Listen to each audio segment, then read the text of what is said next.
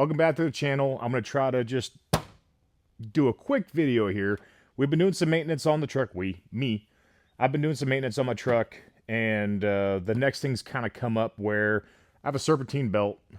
The one that's on there right now is honestly great. I've been inspecting it. Everything's fine. There's not even a single crack on it, but I think it's time. I got 125,000 miles on the truck. Just change it. I have a pretty good way of changing these out as easy as possible, because I think this is another thing that's neglected on many trucks.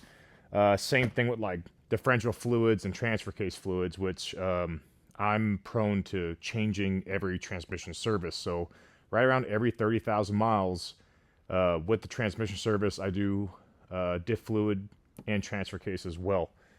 And I am a firm believer in Gates. I always get their fleet belt. All the green banded ones are heavier duty. I have one on a 24 valve.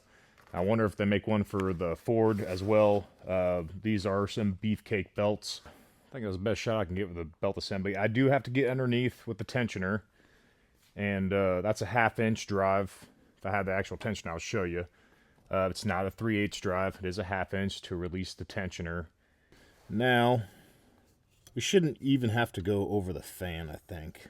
If I'm thinking of this the right way. You don't have to do anything fancy.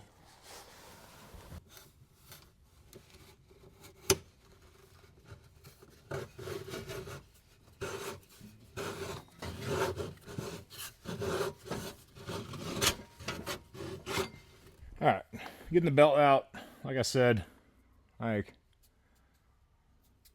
it's not bad. I've definitely seen much worse. There's still numbers on the dang thing. But yeah, that sits right flush up against the motor. Not flush, but close enough where it's paying the butt. So just take this off. This slides off, and you're free and clear. For the most part, in length. All of a sudden you're wondering why it's not going on right. So I think...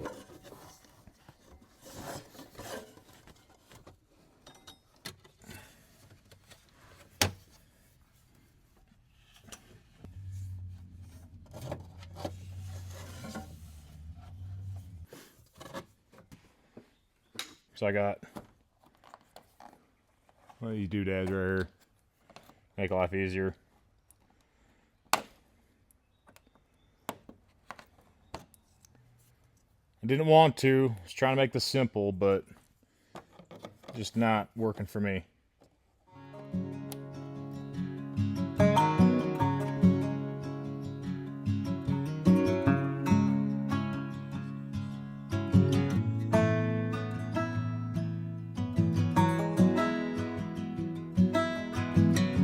You know, real things happen. It is what it is.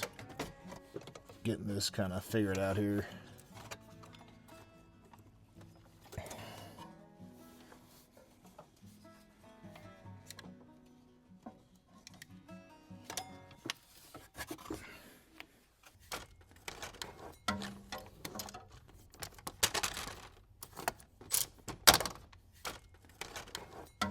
Stupid fan shroud.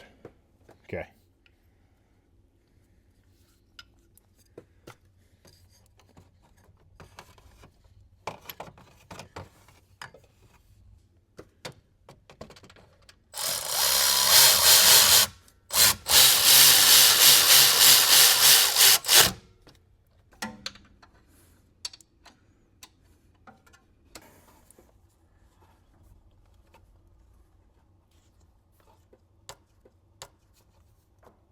Okay.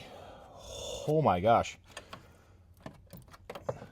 Well, slight pain in the butt for a Serpentine belt, but jeez, my arms are beat to heck. Looks like we're on everything that we need to be. Put this thing back on.